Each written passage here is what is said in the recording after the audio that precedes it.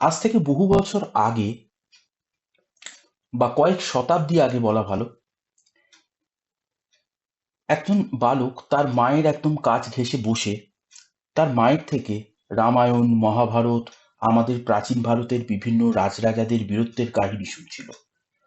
শুনতে শুনতে সেই বালকের নজর বারবার তার তাদের যে তোমার দুর্গ, সেই দুর্গের জানলা দিয়ে বারবার আকাশের দিকে চলে যাচ্ছিল। সে সেই দু চোখে আকাশের দিকে তাকিয়ে দু চোখ ভরা স্বপ্ন দেখছিল। সেই স্বপ্নটা ছিল হচ্ছে তোমার একদিন আকাশ ছোঁয়ার। আমরা দেখতে পাই সেই বালকটি যখন ধীরে ধীরে বড় হয়, তখন সে কিন্তু তার এই স্বপ্নটাকে পূরণ করতে পেরেছিল, অর্থাৎ সে কিন্তু আকাশ ছুঁতে পেরেছিল। শুধু আকাশ ছুঁতে পেরেছিল বললেই ভুল হবে, তিনি ভারতবর্ষের মধ্যে এমন একটা মহান সাম্রাজ্যের ভিত্তিপ্রস্তর স্থাপন করে দিয়ে গেছিল, যেটা পরবর্তীকালে তৎকালীন ভারতবর্ষের সব থেকে বৃহৎ সাম্রাজ্যতে কিন্তু পরিণত হয়েছিল। হ্যালো স্টুডেন্টস, আমি তোমাদের রাজদীপ স্যার, এবং আজকে আমি আবার চলে এসেছি তোমাদের জন্য একটা খুব ইম্পর্টেন্ট লেকচার নিয়ে। আজকে আমরা যার সম্পর্কে আলোচনা করছি তার সম্পর্কে তাকে তোমাদের সাথে আলাদা করে পরিচয় করিয়ে দেওয়ার কোনো প্রয়োজন নেই, কারণ তার নাম বা তাকে তোমরা সকলেই চেনো। তিনি হচ্ছেন ছত্রপতি মহারাজ, যিনি আমাদের মনের মণিকোঠায় এখনো পর্যন্ত, যার নাম উজ্জ্বল এবং যিনি এখনো পর্যন্ত আমাদের হৃদয়ে জীবন্ত, সেই ছত্রপতি মহারাজকে নিয়ে আজকের ক্লাসটা আমাদের হবে। তো সকলে মন দিয়ে করো, আমাদের এক্সামের জন্য কিন্তু এই ক্লাসটা খুব ইম্পর্টেন্ট। সকলে একটু লেকচারটা মন দিয়ে শুনো। তো প্রথমে আমরা একটু দেখে নিই যে ওনার জন্মের, মানে ওনার একদম আর্লি লাইফের জায়গাটা, ওনার বার্থ। আমরা দেখতে পাই যে 19শে ফেব্রুয়ারি 1630 খ্রিস্টাব্দে উনি শিবনেরি ফোর্টে, মানে পুনে ডিস্ট্রিক্টের শিবনেরি ফোর্টে ওনার কিন্তু তোমার হচ্ছে জন্ম হচ্ছে। ঠিক আছে, ওনার জন্ম হচ্ছে, এবং এটি বর্তমানে তোমরা সকলেই জানো যে এটি বর্তমানে কিন্তু তোমার হচ্ছে যে এতে পড়ছে, এটি বর্তমানে কিন্তু তোমার হচ্ছে যে মহারাষ্ট্রের অংশ। তো মহারাষ্ট্রতে পড়ছে, মহারাষ্ট্র স্টেটে। তো আমরা যেটা দেখতে পাই যে ওনার পিতার নাম ছিল হচ্ছে তোমার শাহাজি ভোসলে, এবং এই শাহাজি ভোসলে ছিলেন হচ্ছে একজন মারাঠা জেনারেল, যিনি পুনের জায়গিরও ছিলেন, এবং বিজাপুর সুলতানেটের উনি কিন্তু একজন তোমার হচ্ছে যে কমান্ডারও ছিলেন। এবং ওনার মাতা ছিলেন হচ্ছে জিজাবাই, যিনি একজন খুব ধার্মিক মহিলা, খুব তোমার হচ্ছে যে মানে খুব পায়েস একজন মহিলা এবং খুব ধার্মিক একজন মহিলা, এবং ওনার মধ্যে বিভিন্ন ধর্মীয় কোয়ালিটিস ছিল, যেগুলো দ্বারা আমরা দেখতে পাই যে শিবাজি কিন্তু ছোটবেলা থেকে কিন্তু ইনফ্লুয়েন্স হয়েছিলেন। এবং শিবাজি, এটা তোমরা মাথায় রাখবে, মানে ছত্রপতি শিবাজি মহারাজ উনি কিন্তু তোমার হচ্ছে যে ওনার মায়ের দ্বারাই কিন্তু সব থেকে বেশি কিন্তু প্রভাবিত ছিলেন। তারপরে আমরা যেটা দেখতে পাই ওনার একদম প্রাথমিক জীবন যেটা, তো প্রাথমিক জীবনের মধ্যে আমরা যেটা দেখতে পাই, মাত্র 15 বছর বয়সে আমরা দেখতে পাই যে উনি কিন্তু তোরনা ফোর্ট কিন্তু জয় করেন। ঠিক আছে, তোরনা ফোর্ট। তোমাদের প্রশ্নটা মাঝে মাঝে আসে যে শিবাজি মহারাজ প্রথম কোন ফোর্টটা আর কি জয় করেছিলেন, তাহলে তোমাদেরকে অ্যান্সার দিতে হবে হচ্ছে তোমার তোরনা ফোর্ট। ঠিক আছে, তোরনা ফোর্টটা একটু মাথায় রাখবে। এছাড়াও আমরা দেখতে পাই যে উনি কিন্তু তোমার হচ্ছে যে কোন্ডানা ফোর্টও কিন্তু উনি জয় করেছিলেন, এবং এই দুটো ফোর্টই কিন্তু তোমার হচ্ছে যে তৎকালীন আদিল শাহী অফ বিজাপুর, মানে বিজাপুর সুলতানেট বা আদিল শাহী অফ বিজাপুর, এই সাম্রাজ্যের অধীনে কিন্তু ছিল। এটা একটু মাথায় রাখবে। তারপরে আমরা ওনার কিছু ইম্পর্টেন্ট ব্যাটেল সম্পর্কে জেনে নেব, যেগুলো আমাদের এক্সামের জন্য, এবং যেহেতু এই লেকচারটা তোমার শিবাজি মহারাজকে নিয়ে, তো ওনার জীবনের সব থেকে ইম্পর্টেন্ট কিছু ব্যাটেলের কথা এখানে না বললেই নয়, তাহলে ক্লাসটা এবং আমার লেকচারটাও আর কি অসমাপ্ত থেকে যাবে। তো প্রথমেই আমরা যে ব্যাটেলটা আসবো সেটা হচ্ছে তোমার ব্যাটেল অফ প্রতাপগড়। আহ, হ্যাঁ, প্রতাপগড়, যেটা তোমার হচ্ছে যে 10ই নভেম্বর 1659 খ্রিস্টাব্দে এই যুদ্ধটা হয়েছিল তোমার হচ্ছে যে প্রতাপগড় ফোর্টে, সাতারাতে। ঠিক আছে, তো এখানে আমরা যেটা দেখতে পাই যে এই যুদ্ধতে তোমার মারাঠারা কিন্তু তোমার হচ্ছে যে জয়যুক্ত হয়, এবং আদিল শাহী জেনারেল, মানে আদিল শাহী সুলতানেট বা আদিল শাহীরাই আর কি তোমার হচ্ছে যে মানে আক্রমণ করেছিল আদিল শাহী অফ বিজাপুর। তো আদিল শাহী অফ বিজাপুরের যিনি জেনারেল ছিলেন তার নাম ছিল হচ্ছে তোমার আফজাল খান। তো এই আফজল খানকে আর কি তোমার হচ্ছে যে পরাজিত করেন শিবাজী মহারাজ, এবং মারাঠারা কিন্তু তোমার হচ্ছে যে শিবাজী বা মারাঠা সৈনিকরা কিন্তু বা মারাঠারা কিন্তু এই যুদ্ধতে জয়যুক্ত হন। এবং এই এই যুদ্ধটা তোমার হচ্ছে যে মারাঠাদের জন্য মানে এই কারণেই এতটা ইম্পর্টেন্ট ছিল, কারণ এই যুদ্ধটা তোমার হচ্ছে যে মারাঠাদের প্রথম আর কি তোমার হচ্ছে সব থেকে প্রথম আর কি সিগনিফিকেন্ট আর কি একটা ভিক্টরি ছিল এটা। এবং এই যুদ্ধের মাধ্যমে আমরা দেখতে পাই যে তোমার মারাঠা বা শিবাজি প্রচন্ড পরিমাণে লাভবান হয়েছিল, প্রায় 65খানা হাতি, তারপরে হচ্ছে তোমার 4000টা ঘোড়া, 1200টা ক্যামেল এবং 10 লাখ টাকা, এবং তাছাড়াও প্রচুর জুয়েলারি কিন্তু এই যুদ্ধের মাধ্যমে কিন্তু তোমার হচ্ছে যে লাভ করেছিল মানে শিবাজি তথা মারাঠাস। এই জায়গাটা মাথায় রাখবে। এবং তারপরে আমরা যেটা আসছি সেটা হচ্ছে তোমার battle of Pavan Khind. Battle of Pavan Khind. তো ব্যাটেল অফ পবন খিন্দ এই যুদ্ধটা হয়েছিল হচ্ছে তোমার 13ই জুলাই 1660 খ্রিস্টাব্দে। 13ই জুলাই 1660 খ্রিস্টাব্দে এই যুদ্ধটার কোনো রেজাল্ট আমরা ঠিক বলতে পারি না যে যুদ্ধটার কোনো রেজাল্ট হয়েছিল। আমি বলে দিচ্ছি ব্যাপারটা। তো এই যুদ্ধটা হয়েছিল হচ্ছে তোমার ওই বিজাপুর সুলতানেটের সঙ্গে তোমার হচ্ছে যে মারাঠাদের হয়ে কমান্ডার যিনি ছিলেন তিনি ছিলেন হচ্ছে বাজি প্রভু দেশপান্ডে, এবং তোমার আদিল শাহিদের হয়ে যিনি আর কি কমান্ডার ছিলেন তার নাম ছিল হচ্ছে তোমার সিদ্দি মুসাদ। ঠিক আছে। তো এই যুদ্ধতে আমরা যেটা দেখতে পাই যে তোমার বিজাপুররা কিন্তু ট্যাকটিক্যাল ভাবে এই যুদ্ধটা আর কি তোমার হচ্ছে যে জয়লাভ করলো, ভিক্টরি হলো, এই স্ট্র্যাটেজিক্যালি তারা কিন্তু সেরকম ভাবে কিছুই অ্যাচিভ করতে পারেনি। মানে স্ট্র্যাটেজিক্যালি তারা কিন্তু মানে বলতে পারো এই যুদ্ধতে মানে তাদের কোনো লাভ তাদের হয়নি আর কি। তো এই যুদ্ধটাকে আমরা মানে বলতে পারি না, মানে বিজাপুরের যে একদম পুরোপুরি পক্ষে গেছিল সেটা আমরা বলতে পারি না। এরপরে আমাদের যেটা আসছে সেটা হচ্ছে তোমার স্যাকিং অফ তোমার হচ্ছে যে গুজরাট। এই স্যাকিং অফ গুজরাট বা sacking of Surat, sorry Gujarat বলছি, স্যাকিং অফ সুরাট, এটা কিন্তু তোমার হচ্ছে যে আরেকটা নামেও পরিচিত, সেটা হচ্ছে তোমার battle of battle of Surat নামেও কিন্তু এটা তোমার হচ্ছে পরিচিত। 5ই জানুয়ারি 1664 খ্রিস্টাব্দে আমরা দেখতে পাই যে তোমার এই যুদ্ধটা আর কি হয়। এবং এই যুদ্ধতে আমরা যেটা দেখতে পাই যে তোমার মারাঠারা কিন্তু জয়যুক্ত হচ্ছে। ঠিক আছে। মারাঠারা কিন্তু জয়যুক্ত হচ্ছে, এবং আহ মারা মারাঠা মানে শিবাজী মহারাজের নেতৃত্বাধীন মারাঠা সৈনিকদের সাথে ইনায়েত খান, ইনি একজন মুঘল জেনারেল ছিলেন। তো এনার মধ্যে আর কি এই যুদ্ধটা হয়।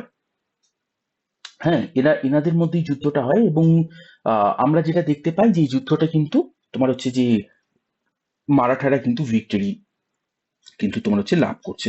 3 দিন ধরে এই যুদ্ধটা হয়েছিল তোমার। 5ই জানুয়ারি থেকে 8ই জানুয়ারি পর্যন্ত এই যুদ্ধটা কিন্তু হয়েছিল। এই জায়গাটা মাথায় রাখবে। তারপরে যে যুদ্ধটা অর্থাৎ ব্যাটেল অফ পুরন্দর, এই ব্যাটেল অফ পুরন্দরটা কিন্তু তোমাদের জন্য খুব ইম্পর্টেন্ট। বিশেষ করে তোমাদের এক্সামে দেখবে মাঝে মাঝেই আসে যে পুরন্দরের চুক্তি। তো পুরন্দর যুদ্ধটা কি ছিল ফার্স্ট আমি একটু বলে নিই। আহ, দেখো, ব্যাটেল অফ পুরন্দরের যে যুদ্ধ সেটা তোমার 1665 খ্রিস্টাব্দে, 1665 খ্রিস্টাব্দের 31শে মার্চ থেকে 12ই জুন পর্যন্ত এই যুদ্ধটা চলেছিল।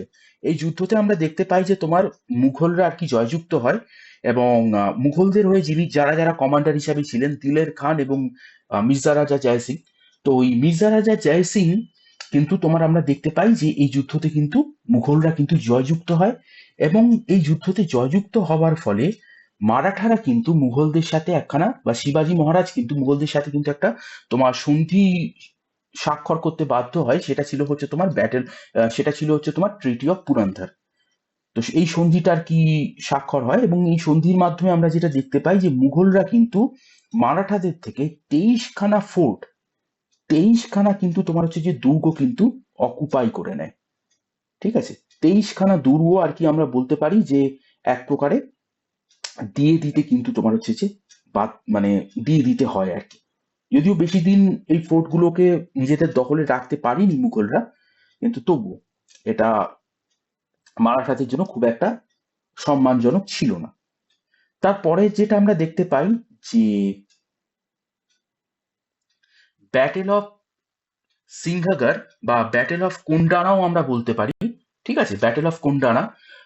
এই যে ফোর্ট অফ সিংহাগার, এটাকে তোমার ফোর্ট কন্টানাও আমরা বলতে পারি। তো এই ফোর্টটাকে আর কি তোমার হচ্ছে এই ফোর্ট অফ সিংহাগার, এটাকেই কেন্দ্র করে কিন্তু এই যুদ্ধটা হয়েছিল। এই ফোর্টটা সেই সময় আমরা দেখতে পাই যে তোমার আহ মুঘলদের আন্ডারে ছিল, এবং মুঘলদের আন্ডারে বলতে তোমার জয় সিং ওয়ানের আন্ডারে ছিল। এবং জয় সিং ওয়ান এই উদয় ভান রাঠোরকে সেই সময় এই ফোর্টের কিপার হিসাবে রেখেছিলেন। একজন খুব দুর্ধর্ষ যোদ্ধা এবং প্রচন্ড পরিমাণে নৃশংস একজন ব্যক্তি ছিলেন এই আহ তোমার হচ্ছে যে উদয়বান রাঠোর। তো এই উদয়বান রাঠোরকে নিয়ে আর কি ফোর্ট কিপার হিসেবে রেখেছিলেন জয় সিং। আমরা দেখতে পাই যে শিবাজি মহারাজের কমান্ডার হিসাবে তোমার হচ্ছে যে তানাজি মালুসারে, ঠিক আছে, তোমার তানাজি মালুসারে কিন্তু এখানে আক্রমণ করেন। আরো ভালো করে বলতে হবে যে শিলাজি আহ, তোমার হচ্ছে যে শিলাদার তানাজি মালুসারে।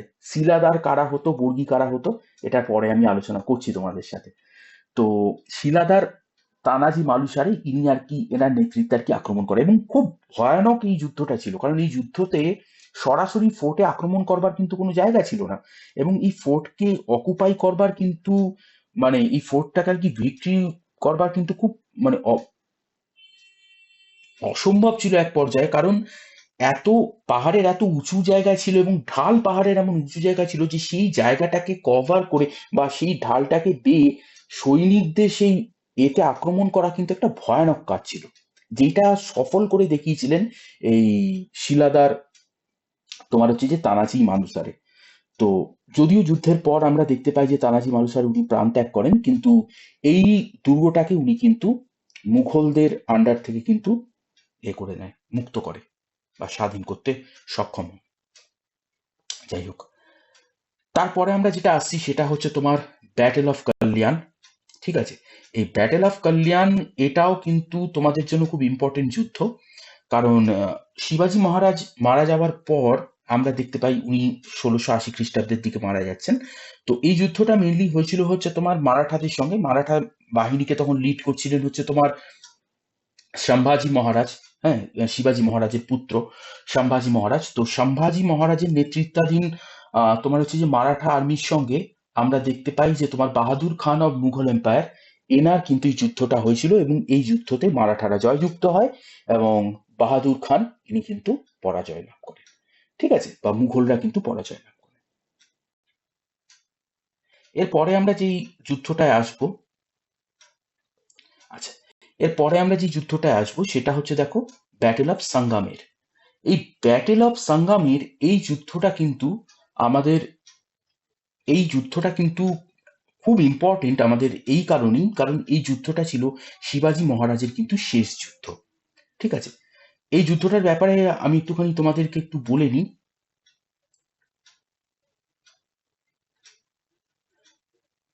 আচ্ছা, এই যুদ্ধটার ব্যাপারে আমি একটু বলে নিই। এই যুদ্ধটা অ্যাকচুয়ালি তোমার হচ্ছে যে শিবাজির ওপরে, মানে শিবাজি মহারাজের ওপরে এই যুদ্ধটার মাধ্যমে আর কি আক্রমণ চালানো হয়।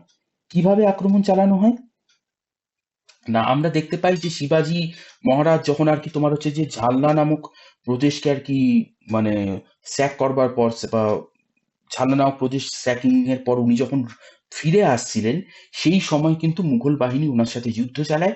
এবং আমরা দেখতে পাই যে এই যুদ্ধতে মানে এই আক্রমণের মাধ্যমে তোমার হচ্ছে যে প্রায় 3 দিন আর কি তোমার হচ্ছে যে যুদ্ধ চলে শিবাজি মহারাজের সাথে।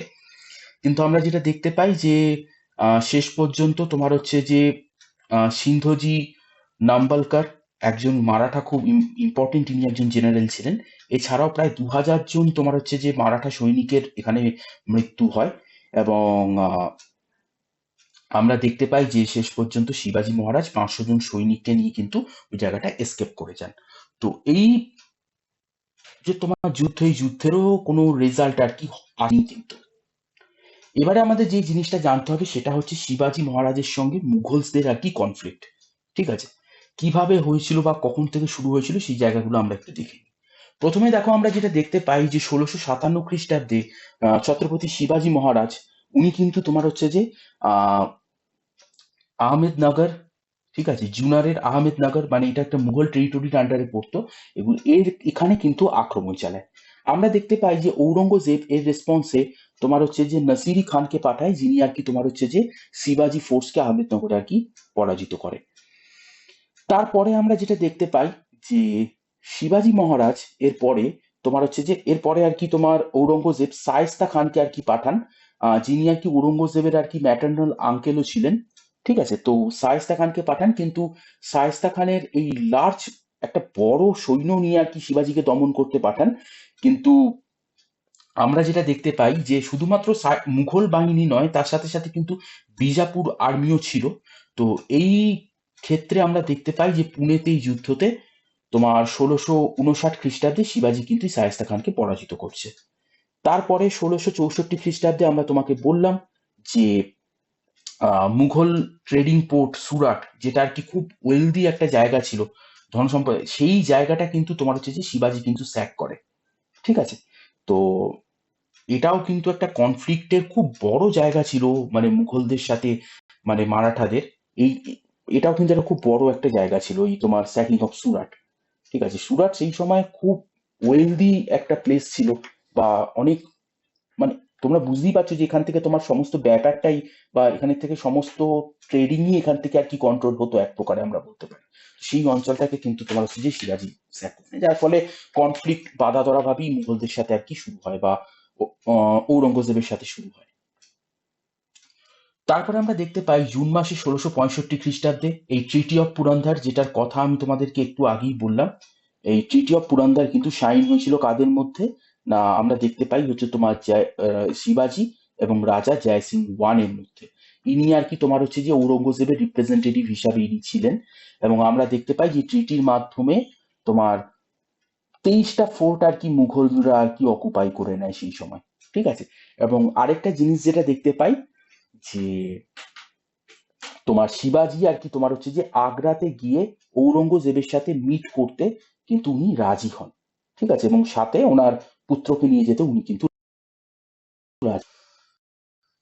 এই ট্রিটির মর্যাদা রেখে আমরা দেখতে পাই যে শিবাজি মহারাজ কিন্তু তোমার হচ্ছে যে শিবাজি মহারাজ কিন্তু হচ্ছে যে এই এতে আসেন, মানে মুঘল দরবারে আসেন, বা মুঘল এম্পায়ার মানে ঔরঙ্গজেবের কাছে আসেন 1666 খ্রিস্টাব্দে। 1666 খ্রিস্টাব্দে উনি আর কি আগ্রাতে আসছেন। এখানে আমরা দেখতে পাই যে ঔরঙ্গজেবকে ইচ্ছা মানে ঔরঙ্গজেব কিন্তু তোমার হচ্ছে যে এই মারাঠাদের বা তোমার হচ্ছে শিবাজীদেরকে ইচ্ছা করে কিন্তু ইনসাল্ট করতে থাকেন, যার ফলে একজন যোদ্ধা, একজন ক্ষত্রিয়ের মন যেরম ভাবে আর কি, যার মনের মধ্যে যা তেজ, এবং এখানে আমরা কথা বলছি হচ্ছে তোমার পুরুষ সিংহ শিবাজি মহারাজের সম্পর্কে। তো উনি কিন্তু এই অপমান সহ্য করেননি, এবং কোর্টের মধ্যেই আর কি তোমার হচ্ছে যে ঔরঙ্গজেবকে আর কি মানে দেখিয়ে দেন যে উনি কি। ঠিক আছে, তো তারপরে যা হবার তাই হয়, যে শিবাজি মহারাজকে আর কি তোমার হচ্ছে যে বন্দি করা হয়, এবং আমরা দেখতে পাই শুধুমাত্র ওনাকে না, ওনার পুত্রকেও আর কি বন্দি করা হয়, সম্ভাজি মহারাজকে। কিন্তু আমরা দেখতে পাই যে শিবাজি কিন্তু তোমার হচ্ছে যে বুদ্ধি করে ওখান থেকে কিন্তু এসকেপ করে, এই জেলখানা থেকে কিন্তু এসকেপ করে। ঠিক আছে, ইমপ্রিজনমেন্ট থেকে কিন্তু এসকেপ করে। এবং এই ঘটনাটা আজকের দিনে মানে প্রত্যেকটা মানুষই এই জিনিসটা জানে, এবং যে কি বুদ্ধির পরিচয় দিয়েছিল এখান থেকে বেরোনোর সময়, বা তোমার বন্দি থেকে বা মুক্তি লাভ করার সময়। তো এটা একটা অন্য লেভেলেরই একটা জায়গা। এরপরে আমরা দেখতে পাই যে তোমার এরপরে কিছুদিন আর কি তোমার হচ্ছে যে মারাঠাদের সাথে তথা শিবাজি মহারাজের সাথে মুঘলসদের আর কি কোনো রকম কোনো ছিল না, বা একটা পিস আর কি বজায় ছিল তোমার 1670 খ্রিস্টাব্দ পর্যন্ত। ঠিক আছে, একটা পিস আর কি বজায় ছিল। কিন্তু এই পিস বেশি দিন দীর্ঘস্থায়ী হয়নি, কারণ আমরা দেখতে পাই যে জায়গির মানে বেরারের যে জায়গির, সেই জায়গিরটা সেই সময় সম্ভাজি মহারাজের কাছে ছিল আর কি, এবং মুঘলরা সেটা আর কি তোমার হচ্ছে যে তার কাছ থেকে কেড়ে নেয়, যার ফলে কনফ্লিক্ট আবার আর কি সূত্রপাত হয়। এবং আমরা দেখতে পাই যে তোমার শিবাজি আর কি তোমার হচ্ছে যে রেসপন্সে অ্যাটাক করেন, এবং মুঘলদের বিভিন্ন টেরিটরি, ঠিক আছে, অনেক টেরিটরি মানে তোমার হচ্ছে যে ওরা কিন্তু মানে শিবাজি মহারাজ কিন্তু মারাঠা সাম্রাজ্যের আন্ডারে কিন্তু আনতে সক্ষম হন। কতদিনের মধ্যে? না, মাত্র 4 মাসের মধ্যে অনেক টেরিটরি, মুঘলসদের অনেক ইম্পর্টেন্ট টেরিটরি কিন্তু এই সময় শিবাজী মহারাজের আন্ডারে কিন্তু চলে এসেছিল, বা উনি কিন্তু এই টেরিটরি গুলোকে জয় করেছিলেন। তারপরে আমরা যেটা দেখতে পাই সেটা যে ওনার যে মিলিটারি ট্যাকটিক্স, ওনার মিলিটারি ট্যাকটিক্সের ক্ষেত্রে সব থেকে ইম্পর্টেন্ট যে নীতি যেটা ছিল সেটা হচ্ছে তোমার গেরিলা ওয়ারফেয়ার। তো এই গেরিলা ওয়ারফেয়ার শিবাজী মহারাজের যে সাফল্য, এই সাফল্যের পেছনে কিন্তু ওনার মিলিটারি ট্যাকটিক্স তথা গেরিলা ওয়ারফেয়ারের কিন্তু একটা বড় অবদান কিন্তু আছে। তো এর মাধ্যমে আমরা যেটা দেখতে পাই যে শিবাজী মহারাজ কিন্তু তোমার হচ্ছে যে ইন্ডিয়ার একটা লার্জ পার্টে, মানে ডেকান এবং ওয়েস্টার্ন ইন্ডিয়াতে একটা লার্জ পার্টে কিন্তু উনি ওনার সাম্রাজ্য বিস্তার করতে কিন্তু সক্ষম হয়েছিলেন। ঠিক আছে, এবার ওনার কিছু টাইটেলস আমরা দেখে নেব, বা ওনার করোনেশনের সময়টা আমরা দেখে নেব। উনি কিং অফ মারাঠা হিসাবে তোমার হচ্ছে যে ওনার করোনেশন হয়েছিল হচ্ছে তোমার 6 জুন 1674 খ্রিস্টাব্দে রায়গড়। এই রায়গড় কিন্তু মাথায় রাখবে যে তোমার শিবাজী মহারাজের কিন্তু তোমার হচ্ছে যে ছিল, শিবাজী মহারাজের কিন্তু তোমার হচ্ছে যে ক্যাপিটাল ছিল। এটা একটু ভালো করে মাথায় রাখবে। এবার ওনার যে টাইটেল যেগুলো ছিল সেগুলো হচ্ছে তোমার ছত্রপতি, তো তোমরা সকলেই জানো। তারপরে হচ্ছে তোমার ছত্রপতি, তারপরে হচ্ছে তোমার শাকাকর্তা,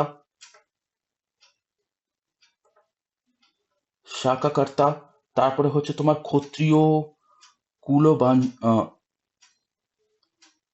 ক্ষত্রিয় কুলবান্তস, তারপরে হচ্ছে তোমার হিন্দুত্বা, তোমার হচ্ছে যে ধর্মধারক। ঠিক আছে, এই ওনার যে ছত্রপতিটা তোমরা সকলেই জানো, বাদ বাকি তিনটেগুলো একটু মাথায় রেখো। হিন্দুত্ব, ধর্মধারক, এগুলো একটু মাথায় রাখতে হবে তোমাদের, এগুলো ইম্পর্টেন্ট কিন্তু। ঠিক আছে, ওনার এই টাইটেলস গুলো একটু মাথাতে রাখবে। এরপরে আমরা দেখতে পাই যে তোমার মারাঠা কিংডম, যেটা আর কি তোমার হচ্ছে যে শিবাজী মহারাজ যেটা ফাউন্ডার ছিলেন। আমি তোমাদেরকে আগেও বলেছিলাম যে এই সাম্রাজ্য কিন্তু, যে সাম্রাজ্যের উনি আর কি ভিত্তিপ্রস্তর স্থাপন করে দিয়ে গেলেন, এই সাম্রাজ্যটা কিন্তু পরবর্তীকালে তৎকালীন ভারতবর্ষের কিন্তু সব থেকে বড় একটা সাম্রাজ্যে কিন্তু পরিচয়, মানে সব থেকে বড় একটা সাম্রাজ্যে কিন্তু পরিণত হয়েছিল। এবং আমরা দেখতে পাই যে এটা তোমার হচ্ছে যে 18th সেঞ্চুরিতে, আর্লি 18th সেঞ্চুরিতে পুরো ইন্ডিয়াকেই আমরা বলতে পারি যে পরোক্ষ, প্রত্যক্ষ এবং পরোক্ষভাবে আর কি ডমিনেট করতো এই মারাঠা কিংডম। এটা একটু মাথায় রাখবে।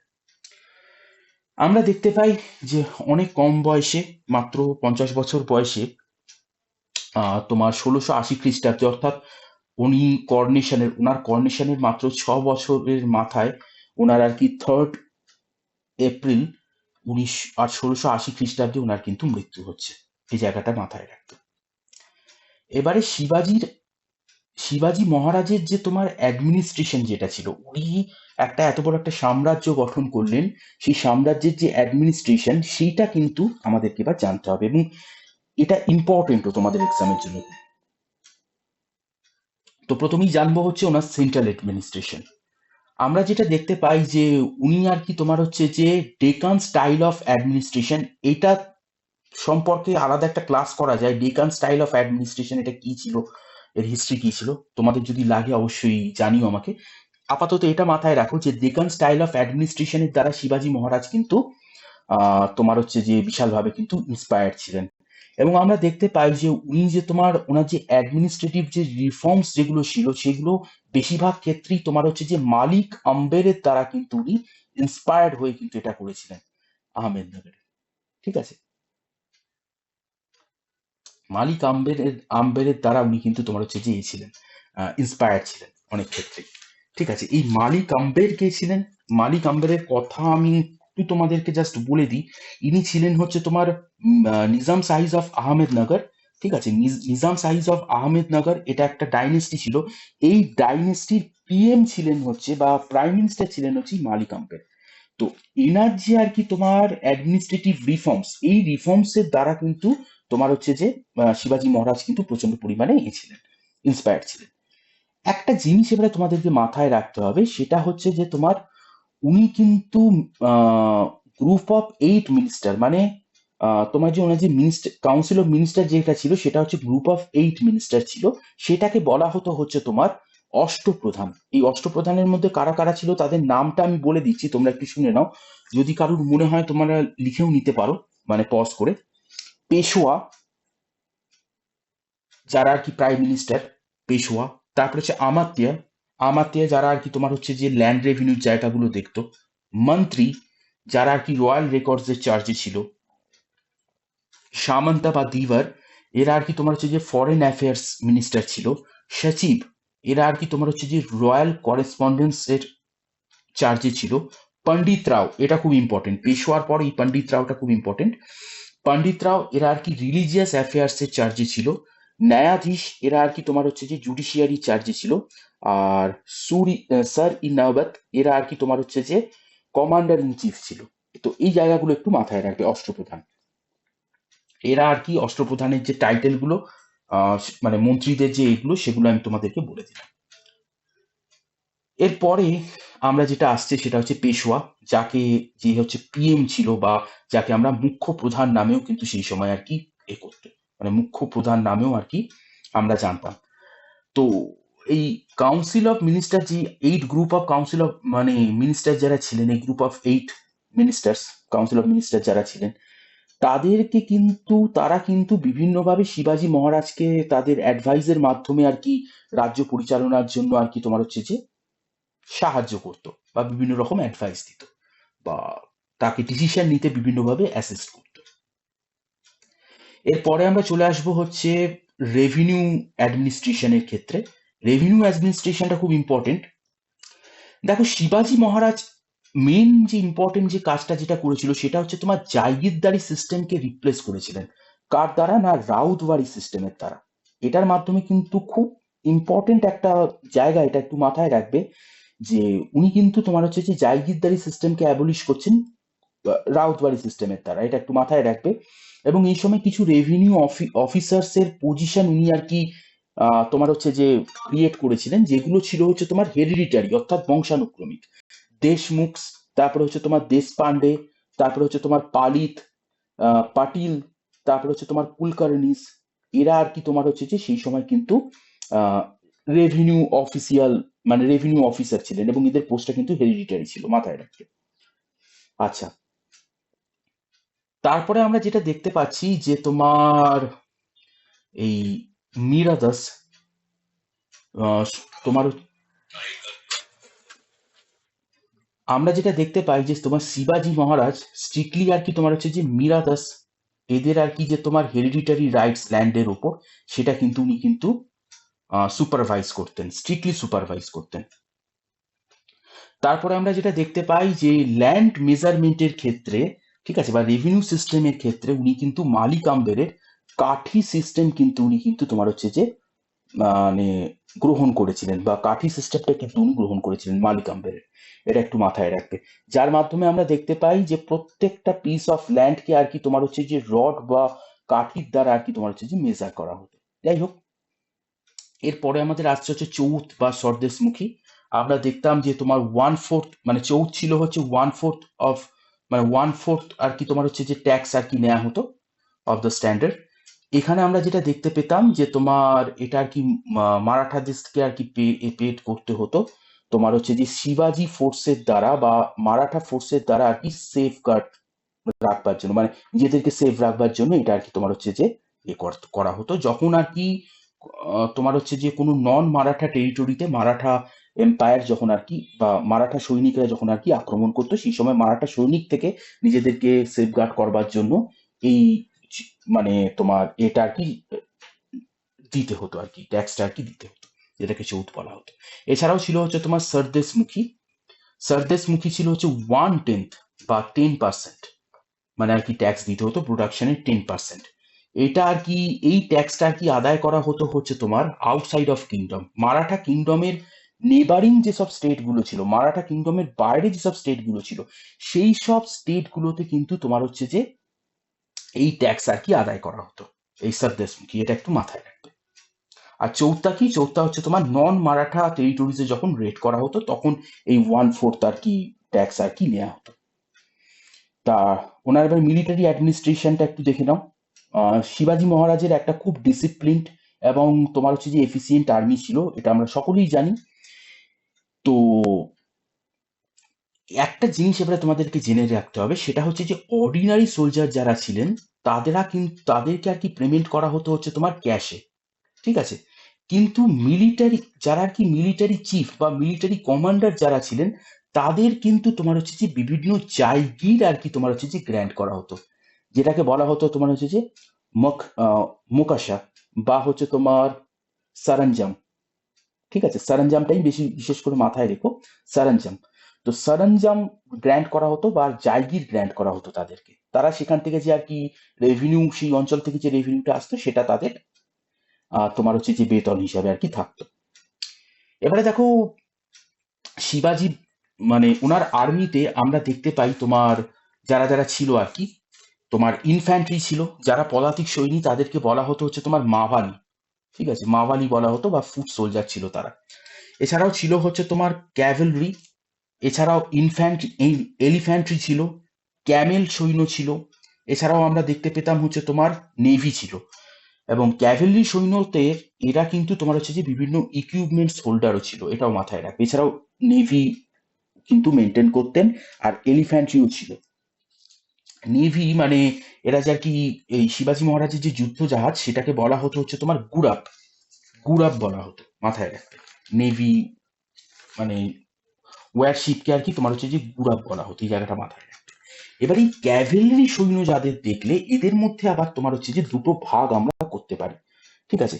এই ক্যাভেলরি কিন্তু তোমার হচ্ছে যে মারাঠা সৈনিকদের মানে মারাঠা সোলজারদের মধ্যে বা মারাঠা আর্মিদের মধ্যে কিন্তু সব থেকে ইম্পর্টেন্ট একটা জায়গা কিন্তু স্থান কিন্তু দখল করতো। তো ক্যাভেলরিদের মধ্যে দু ধরনের সৈনিক ছিল, একটা ছিল হচ্ছে তোমার বর্গি এবং আরেকটা অপশন ছিল হচ্ছে তোমার সিলাদার। বর্গি যারা ছিল হচ্ছে তোমার রেগুলার আর্মি, এবং সিলাদার যারা ছিল তারা ছিল হচ্ছে তোমার টেম্পোরারি সোলজার ফর তোমার হচ্ছে যে 4 or 5 মান্থস, 4 or 5 মান্থসের জন্য তারা কিন্তু তোমার হচ্ছে যে সোলজার হিসাবে কাজ করতো। বাদ বাকি সময় তারা চাষাবাদ বা ব্যবসা বাণিজ্য বা অন্যান্য কাজের সাথে তারা যুক্ত থাকতো। তো বর্গি এবং শিলাদার, এটা একটু মাথায় রাখবে, ঠিক আছে। আর আরো কয়েকটা ইনফরমেশন আমি দিয়ে রাখি তোমাদেরকে, সেটা হচ্ছে যে আহ ওনার যে আর কি তোমার সোর্ড যেটা ছিল, সেটার নাম ছিল হচ্ছে ভবানী। ওনার রিলিজিয়াস গুরু যিনি ছিলেন, তিনি ছিলেন হচ্ছে তোমার রামদাস। উনি যার আর কি ওরশিপ করতেন, যার পূজারী ছিলেন বা যার ভক্ত ছিলেন, তিনি ছিলেন হচ্ছেন দেবী ভবানীর। ওনার যে ফ্ল্যাগ যেটা ছিল, শিবাজি বা মারাঠা এম্পায়ারের যে ফ্ল্যাগ যেটা ছিল, সেটাকে আমরা বলতে পারি ভগবা ঝান্ডা, ঠিক আছে। আর এছাড়াও আমি তোমাকে যেটা বলছিলাম, কোন কোন বই এবং কার কার দ্বারা উনি আর কি তোমার হচ্ছে যে ইন্সপায়ার্ড ছিলেন, আমি বলে দিই। উনি ওনার সোর্স অফ ইন্সপিরেশন আমরা বলতে পারি হচ্ছে তোমার রামায়ণ, মহাভারত, এবং ওনার মায়ের যে জীবন, ঠিক আছে, জিজাবাইয়ের যে যে জীবন, সেটা সব থেকে বেশি ওনাকে কিন্তু তোমার হচ্ছে যে ইয়ে করতো, মানে সব থেকে বেশি কিন্তু তোমার হচ্ছে যে এফেক্ট করেছিল ওনার লাইফকে আর কি, বা ওনার লাইফকে কিন্তু ইন্সপায়ার করেছিল।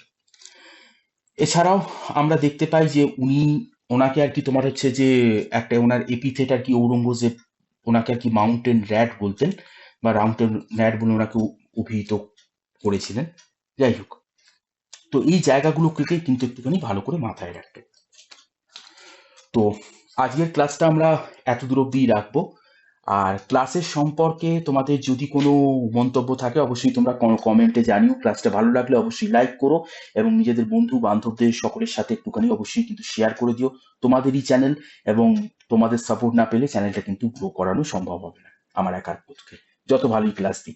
এবং ক্লাসগুলো তোমরা বুঝতেই পারছো যে যথেষ্ট তোমাদের জন্য ইম্পর্টেন্ট, এবং এই ক্লাসগুলোর পেছনে আলাদা করে যে রিসার্চের যে জায়গাটা, সেটা করতে হয়, এবং একা হাতে যেহেতু করতে হয়, তোমরা বুঝতেই পারছো যে সবসময় রেগুলারিটিটা মেনটেন করা আমার সম্ভব হয় না, ওই কারণে ক্লাস কিছু দিনের একটা গ্যাপে চলে আসে। তবুও বলবো যে তোমরা নিরাশ হয়েও না, পুজোর পর থেকে রেগুলার ক্লাস দেওয়ার চেষ্টা করবো, পুজোর মধ্যেও একটা দুটো ক্লাস দেওয়ার চেষ্টা করবো, ঠিক আছে। আর পুজোর পর থেকে রেগুলার ক্লাস আসবে। তো আজকের ক্লাসটা আমি এত দূর অব্দি রাখছি। সকলে খুব ভালো থেকো, এবং পরবর্তী ক্লাসে তোমাদের সাথে আরো অনেক ইনফরমেশন নিয়ে তোমাদের সাথে, বা আরো অনেক ইম্পর্টেন্ট কোনো ক্লাস নিয়ে তোমাদের সাথে আমি দেখা করতে আসছি। ততক্ষণের জন্য তোমরা সকলে খুব ভালো থেকো। Signing off, Rajdeep Chatterjee. ভালো থেকো সকলে।